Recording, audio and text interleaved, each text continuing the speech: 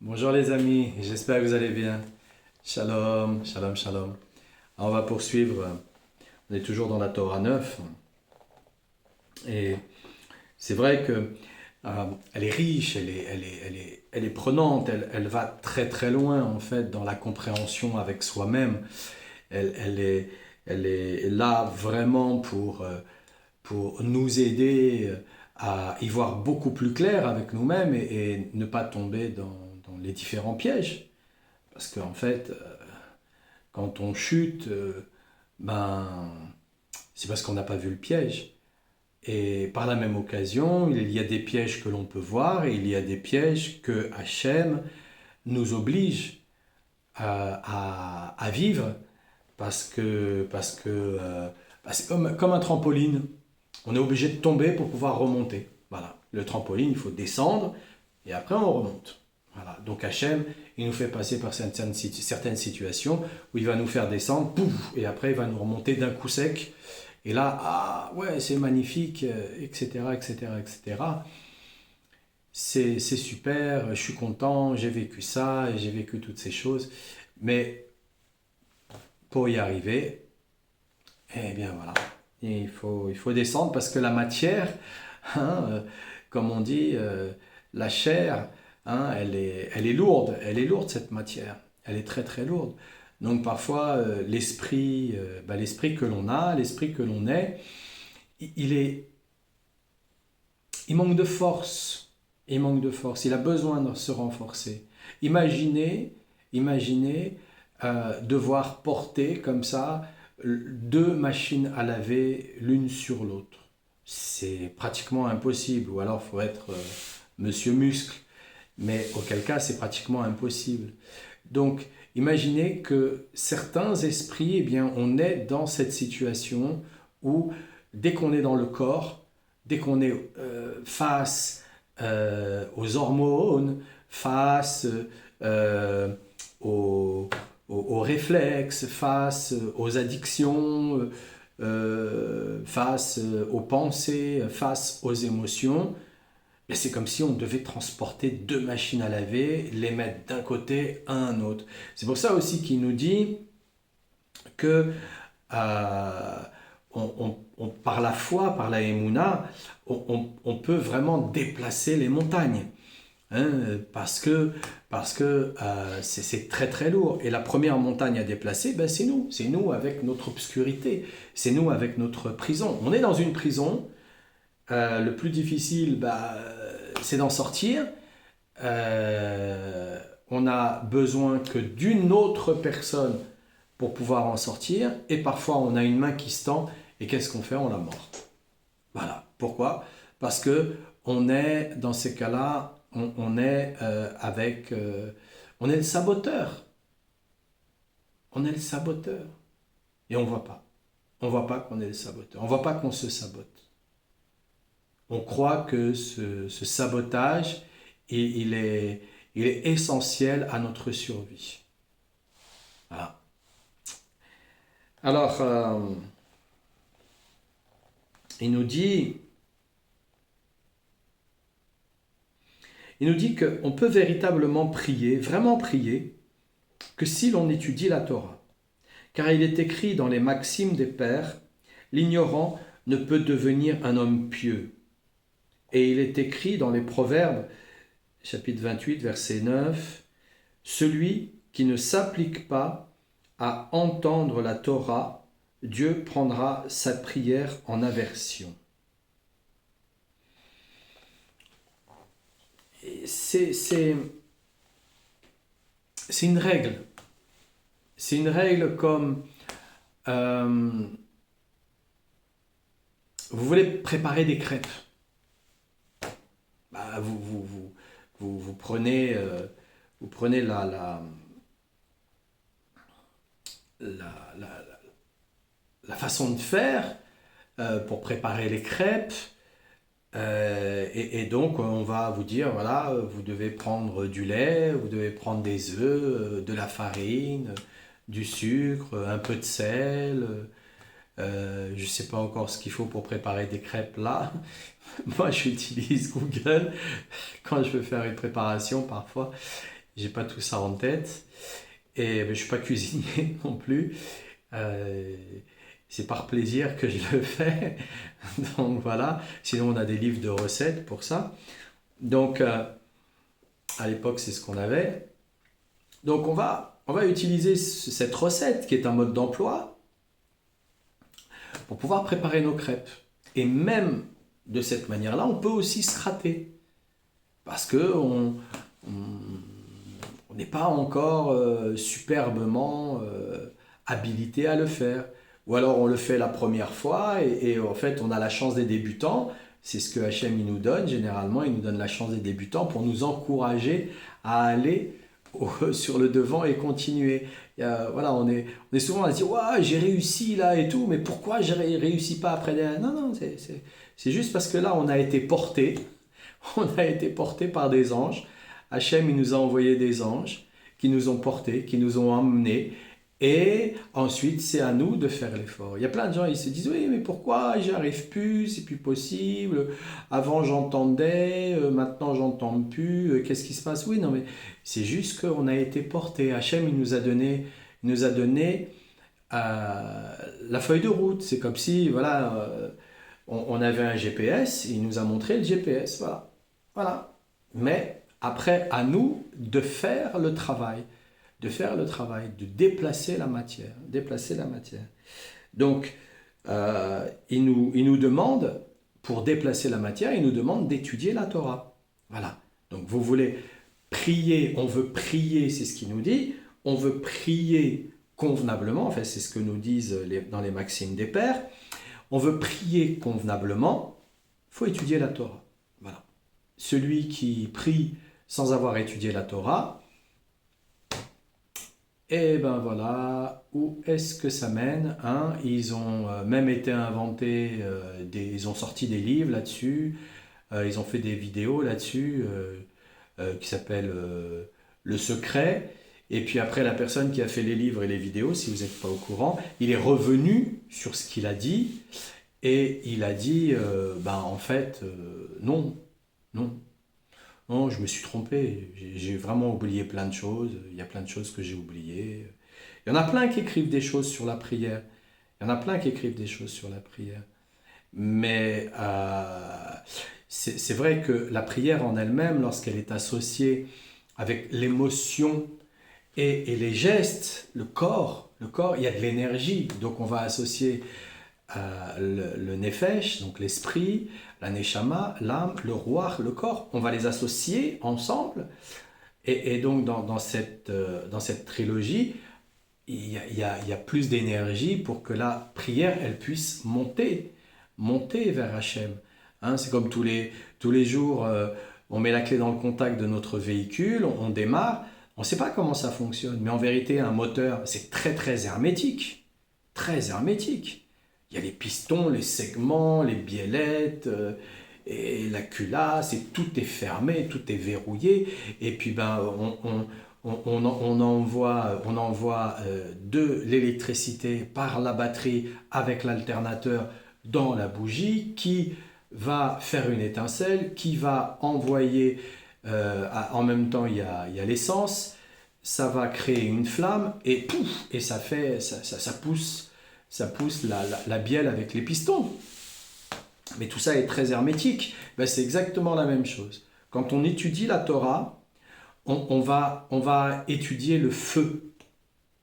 On va étudier Hachem. Donc on va étudier le feu. Ce feu-là, quand on l'étudie, eh bien, il nous régénère. Quand on étudie la Torah, on est régénéré. Après une étude de l'Ikouté Moharan, j'ai la pêche. J'ai la pêche. Si j'arrive et je suis fatigué, après une étude du Likutei Moharan, on en ressort, on a la pêche généralement parce que elle nous régénère. Et même si on est passif juste en écoutant, on est régénéré. Maintenant, si on l'étudie encore plus, si on est carrément le nez dedans, ben oui, elle va nous régénérer. Elle va nous régénérer. Et de là, la prière que l'on va faire, elle va avoir de la puissance. Elle va avoir du punch. Donc, c'est pour ça qu'ils nous disent ça. Ils ne nous disent pas ça pour nous embêter de l'étude de la Torah. Non, non, non. Ils nous disent ça parce que ils veulent que, exactement comme eux, nous puissions réussir notre vie. C'est ça qu'ils veulent. La bienveillance. Et chacun doit rattacher sa prière au juste de la génération. Donc, voilà, on attache sa prière à Rabbeinu. Hein, voilà, on attache sa prière à Rabbeinu. Généralement, on a, je vais vous lire comme ça en français pour ceux qui ne comprennent pas l'hébreu. Donc, je vais vous le lire en français pour qu'on comprenne.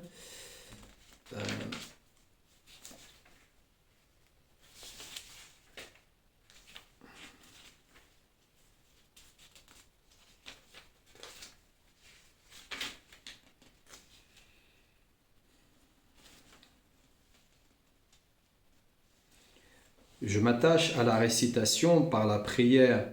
Donc là, au moment où je le fais, on est dans Mincha. À tous les tzadikim authentiques de notre génération. Mincha, ça veut dire la prière de l'après-midi en fait. Hein.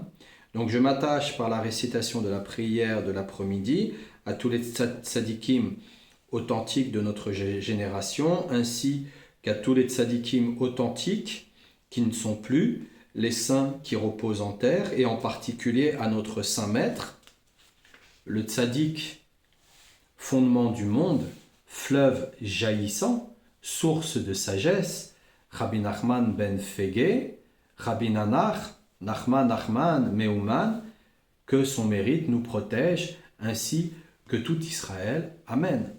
Voilà. Donc,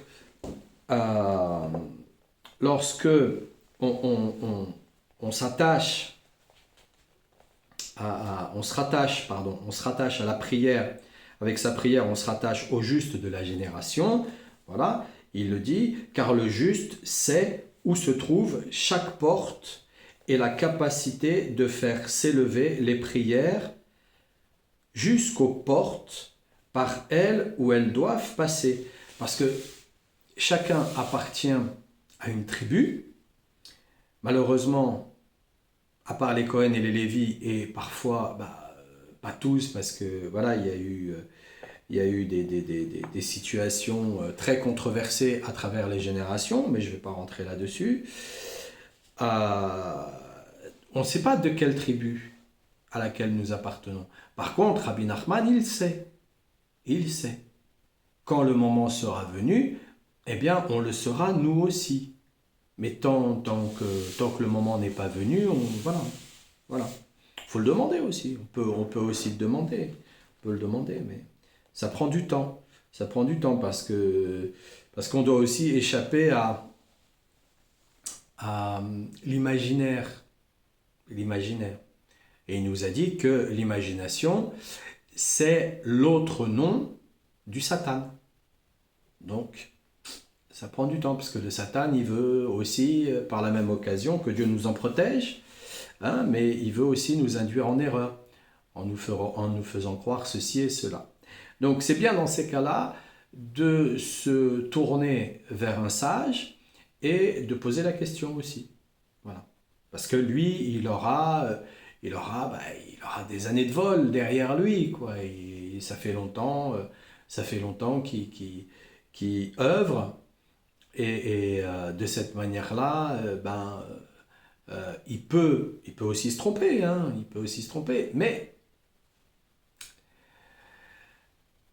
moins que si on est tout seul à venir interpréter le ceci, le cela, et que sais-je encore. Donc, car chaque juste est apparenté à Moshe, Rabbeinu, et au Messie, donc au Mashiach. Hein, pas se tromper, parce que Messie, on a eu un footballeur argentin là-dessus, mais c'est pas lui. Voilà, c'est le Mashiach. Le Mashiach, c'est celui qui a reçu l'onction sacrée.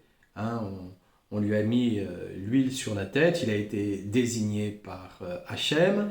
Il y a un prophète qui est venu et qui l'a reconnu.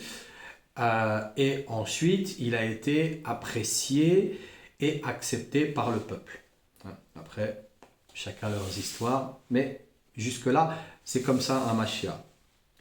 Comme le montre l'expression « Moshe, tu as bien enseigné », qu'on trouve dans le Talmud, où certains sages, pour leur enseignement, sont désignés du nom de Moshe. Donc certains sages sont désignés du nom de Moshe Rabbeinu lui-même. Pas Moïse, le petit cousin, ou le grand-père, ou qui sait. Non, Moshe Rabbeinu lui-même. Moshe Rabbeinu lui-même.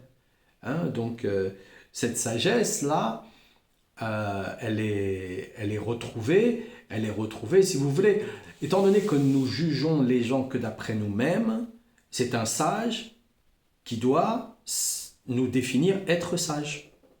C'est exactement pareil, c'est un prophète qui doit définir le Mashiach parce qu'il a été renseigné par Hachem lui-même. Le Mashiach, peut-être lui-même a été renseigné au même moment, je ne sais pas, j'en sais rien moi de tout ça, mais le prophète, voilà, il a l'information et voilà, il y va. Voilà.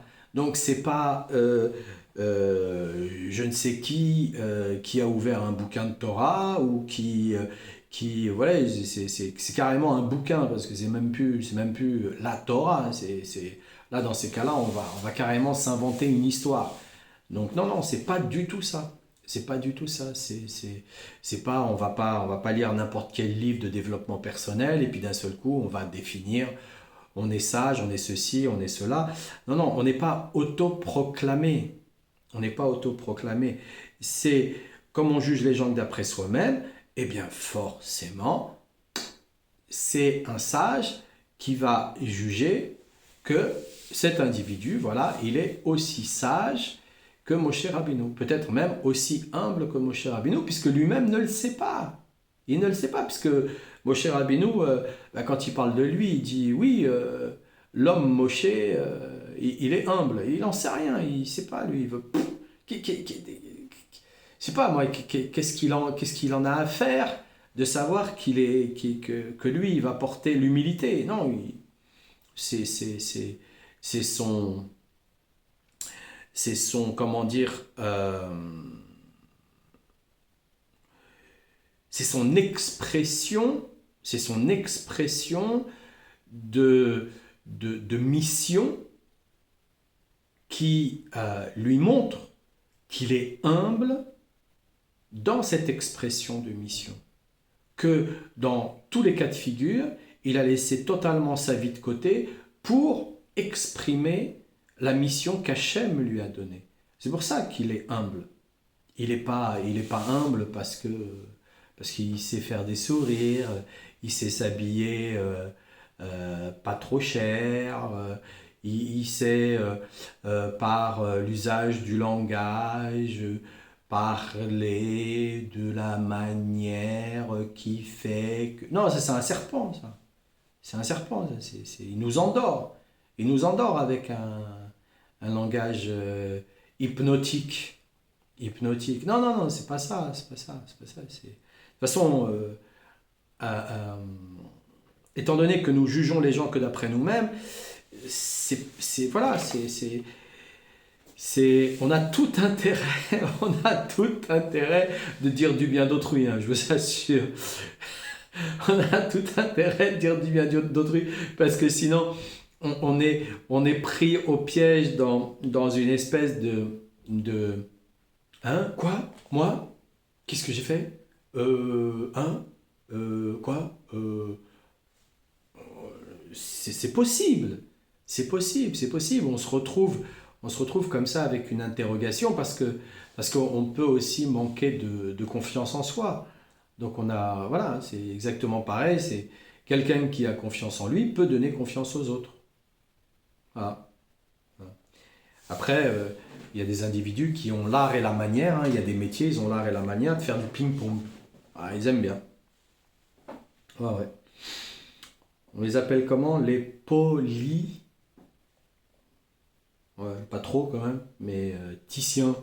Voilà. Donc ils ont l'art et la manière de faire du ping-pong. Voilà. Il y en a plein aussi dans les corps de métier où, parce que voilà, on est diplômé, alors il faut justifier le diplôme que l'on a. Voilà. Mais derrière, ils s'en mettent plein dans la bouche des tranquillisants et autres verres d'alcool et que sais-je encore. Euh, de la double canne, la cannabis. Voilà, voilà. Donc on est prudent avec tout ça. Et il est écrit jusqu'à ce qu'il revienne à Shiloh. Or, le verbe revenir est au futur. Et d'après le Zohar, cela veut dire que Moshe reviendra en tant que Mashiach. C'est Moshe qui revient en tant que Mashiach. Or, le Mashiach rassemble toutes les prières, et c'est la raison pour laquelle il est dit à son propos dans le traité du Sanhédrin 73b qu'il lui suffira de sentir les gens pour les apprécier et les juger avec droiture. Car comme nous l'avons déjà dit, la prière a un rapport avec le nez en tant qu'organe à travers lequel on manifeste ses sentiments. Comme le dit le verset Isaïe 48, 9, « Au nom des prières que l'on m'adresse, je retiendrai la colère qui me monte au nez. »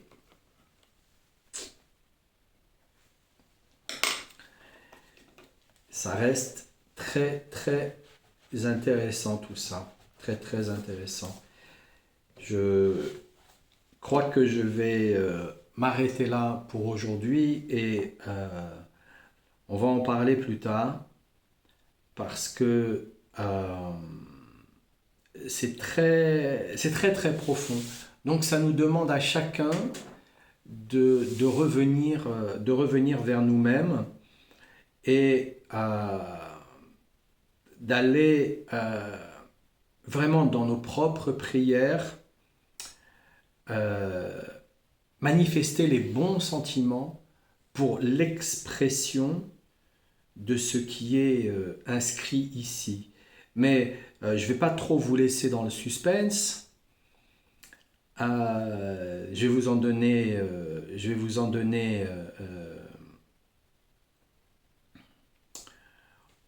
on va donner là une ébauche. On va donner là une ébauche.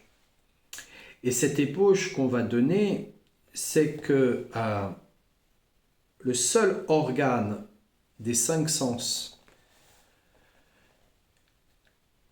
qui n'est pas truqué, c'est l'odorat. Voilà. Et les corps énergétiques, exactement comme le corps physique, véhiculent une odeur. Il y a une odeur. C'est pour cette raison que le vent des saves, lui, vient nous souffler des émotions pour nous perturber l'odorat. D'ailleurs, un individu qui avait un odorat et qui va perdre son odorat au fur et à mesure de sa vie, je vous en conjure, allez chez un oncologue faire des tests parce qu'il se peut que vous avez un terrain cancéreux. Donc soyez très très prudents par rapport à ça. Hein?